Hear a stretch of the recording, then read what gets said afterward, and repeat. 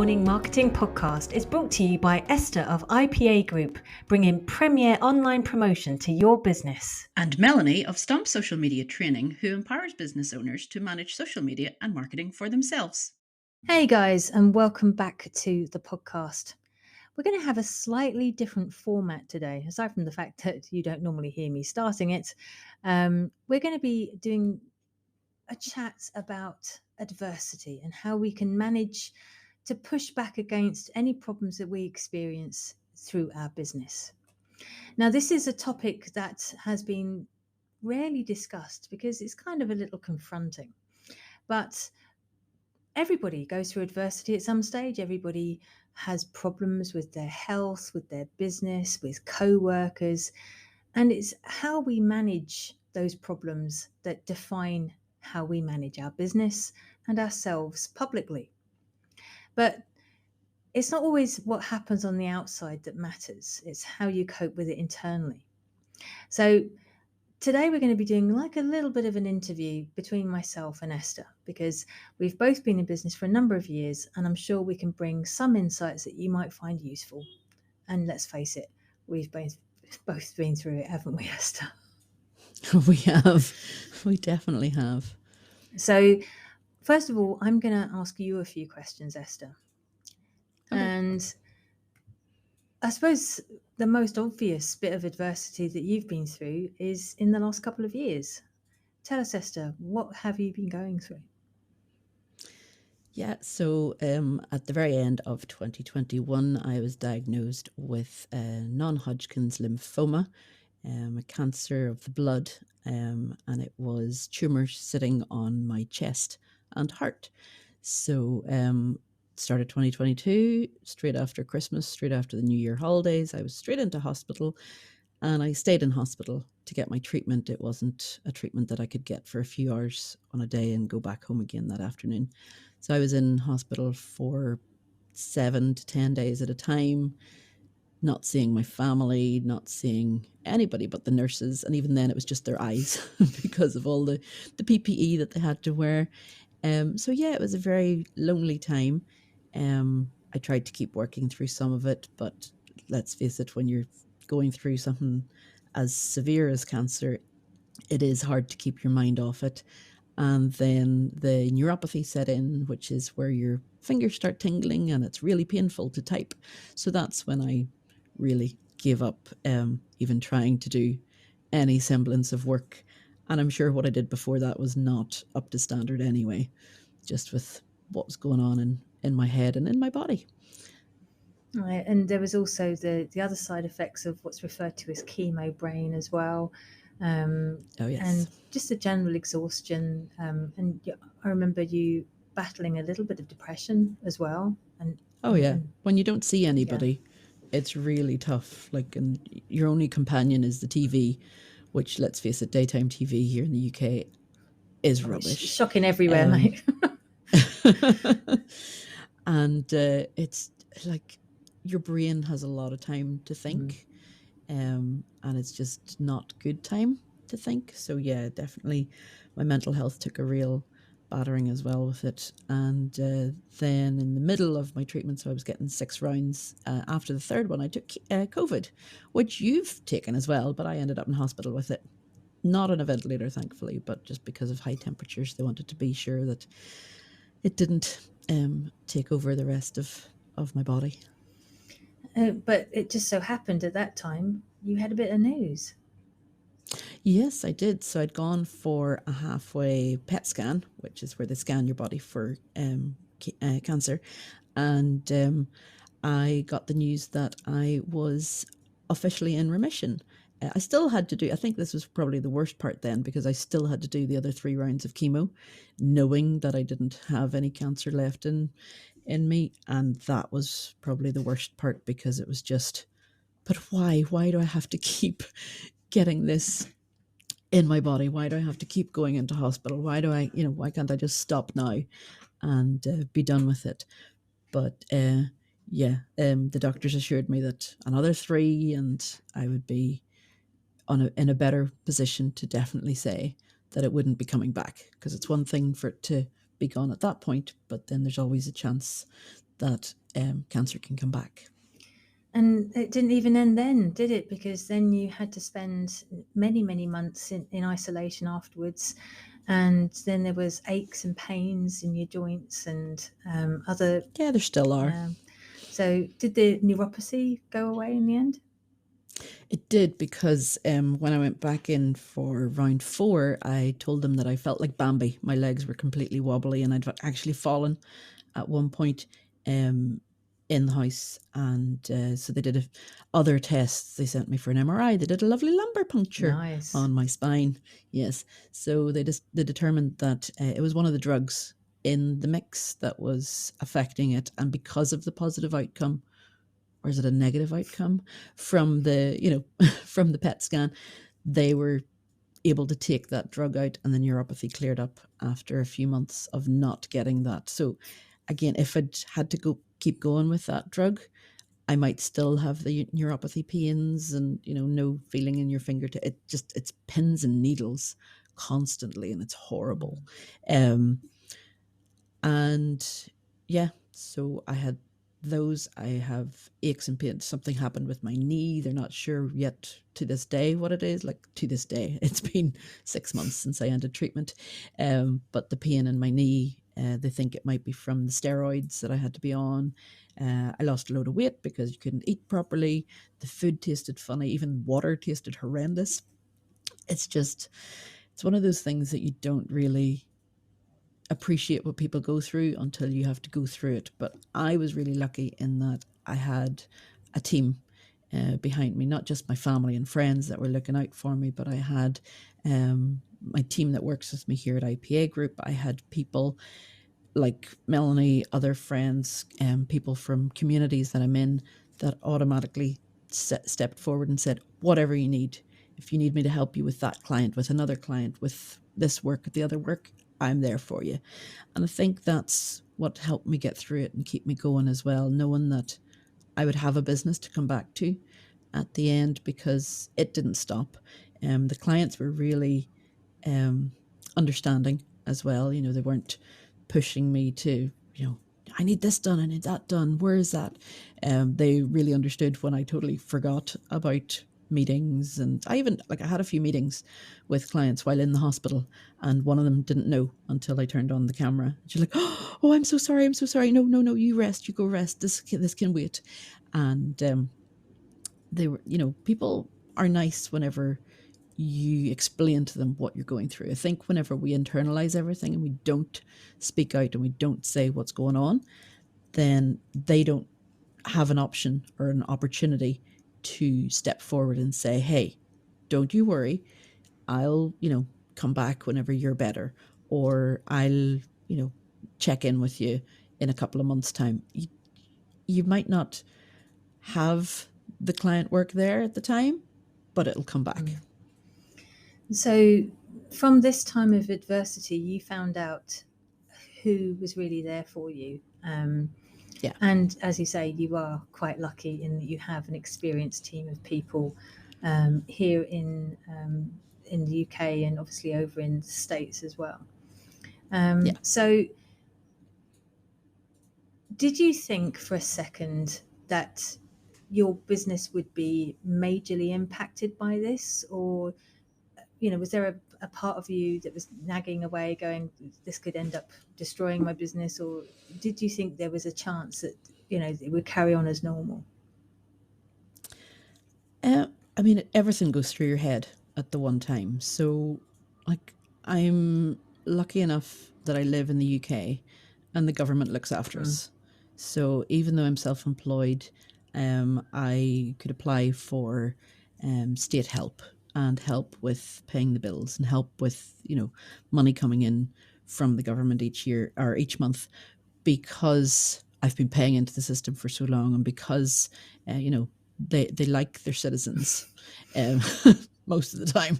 Don't quote me on that later on down the line when there's other things going wrong with the government here. But in that case, I was able to apply for a lot of things, and one of the places that really helped me was Macmillan Yeah, Macmillan Cancer. nurses. Yeah. Yeah, they're fabulous. Like, I could phone this guy up day or night, and he would just be like, right, okay, and talk me through everything. If you're in the UK or even Ireland, you see the ads for it. Whatever you're going through, they're there to listen to you, to help you. How do I pay the next bill? They help you with all that. They tell you what you are entitled to. It sounds really bad, but you are entitled to help no matter who you are, what you do. Here in the UK, you're entitled, the government will step up. And so I knew in a way that that helped me because my doctor said, you do not work for a year. You take the full year and you do not work. He said, because I was like, no, I'll keep going. I'll be all right. And he was right because, like you said, chemo brain, it's just brain fog. It's horrendous. It's just, you don't know what day, time, anything it is, especially when you're staring at the same four walls of a hospital room the whole time. You have the pain of the neuropathy. You have the pain of a constant drip in your arm, and there was always something attached to me, and like they would test me for COVID every morning at 5 o'clock. So you'd never have the proper amount of sleep either that you would need to function. And just knowing that the government money was there and that, it might not have covered everything, but the rest of the team was keeping the business going. And they were able to, maybe not secure new clients, but the ones that were already there had, we had been going long enough as well to be able to keep the momentum going. And yeah, my team stepped up and took over a lot of the work that I would be doing. And they just really showed their true colors during that time. So your way of coping was gaining a little bit of perspective on what was going on around you. You were able to, and you were very fortunate to have that team around you. You had the Macmillan nurses helping you with resources, and explaining to your audience. I believe you did a couple of posts and an email newsletter, just letting people know that this is where we're at. This is how you can Yeah. contact such and such, me now.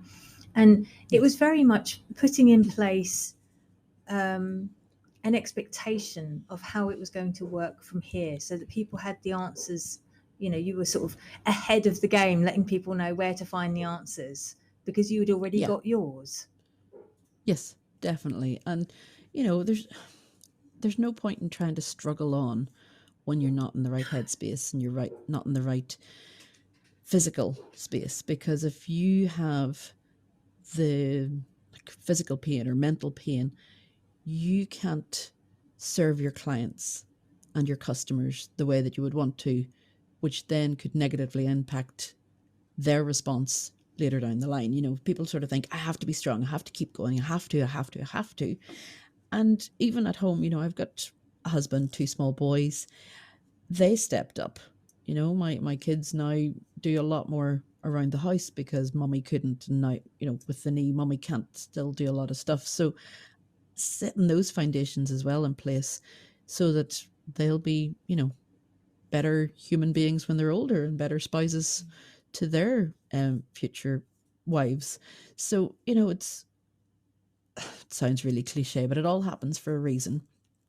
And it all comes back into place. Now, yeah, I had crises when I was in the hospital. Oh, I don't want to do this anymore. I'm going to, have something else. I'll leave IPA group for my husband to run, and I'll go and, start something else, or I'll go back to work, or I'll, go and find something else because this just doesn't, doesn't fit well with me anymore, or whatever.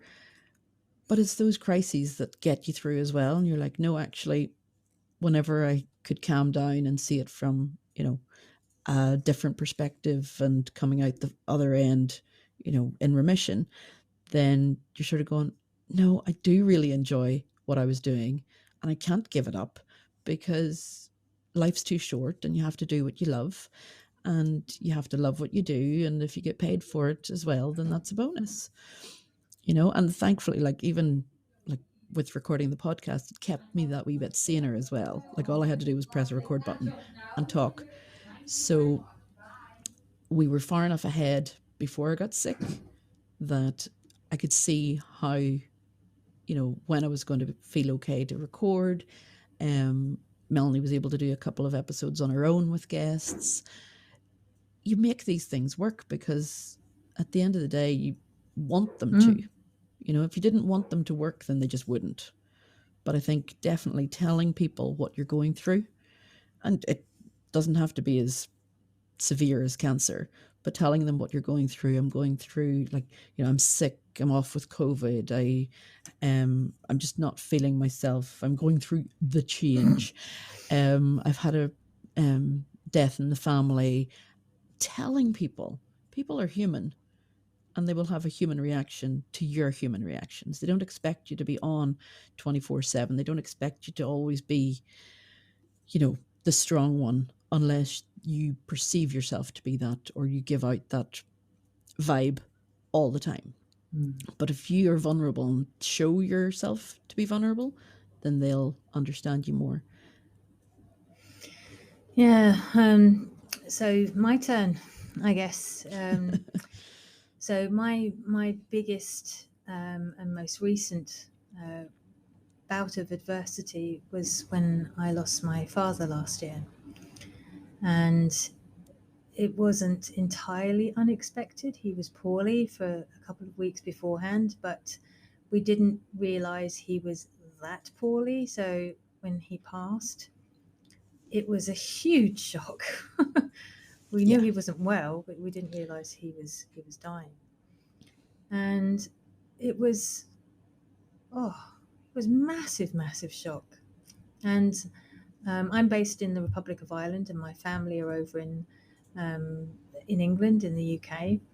And I was so far away. It was just the feeling of being utterly, utterly useless. Leading up to him being hospitalised, and we didn't know how sick he was. He had a fall, he hurt himself, and yeah, it was just really, really traumatic and extremely fast.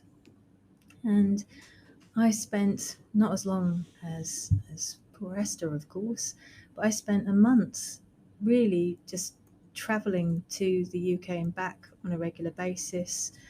Um, and obviously, I didn't have the right mindset, the right frame of mind for work.